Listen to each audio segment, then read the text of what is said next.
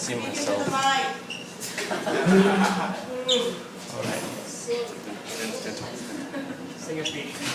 Sex. What? A difficult topic to talk about with friends and family. And that's why I'm not going to be talking about that today.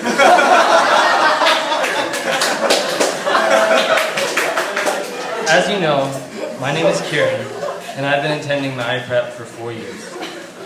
Throughout my high school career, I've collected fond memories and unique experiences that I'll take with me to college and wherever my future leads.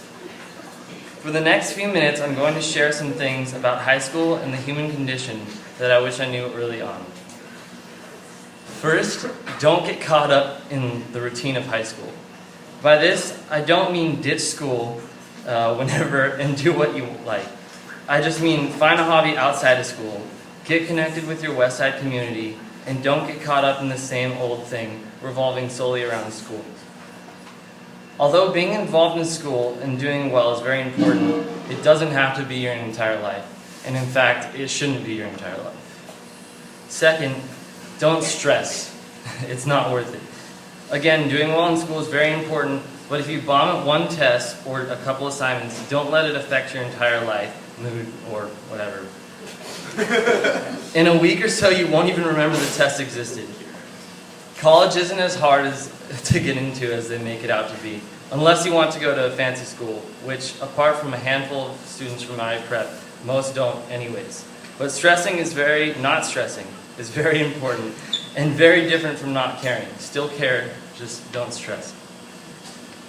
Thirdly, as you grow older, you'll start developing opinions about this world and life in general. It's fine to hold a set of beliefs dear and think them to be true and disagree with others, but don't turn a deaf ear to anyone. Proverbs 18:2 says, "A fool takes no pleasure in understanding, but only in expressing his opinion." Having an enhanced understanding of the international and historical perspectives can provide a wider context to our own cultures. Regardless of your beliefs, even if they are set in stone, the complexity of diverse worldviews isn't something to be ignored. Approaching controversial topics with love rather than anger and discussion rather than arguments. This will not only benefit you in your high school experience, but will be something you can take with you to college. Finally, high school can be a very dark time for a lot of people. Be mindful of what you say and who you say it to. Most people don't show how they're feeling. Although I've fallen victim to these feelings that overcome a lot of students, such as depression and feeling lonely and hopelessness, I pulled out of it.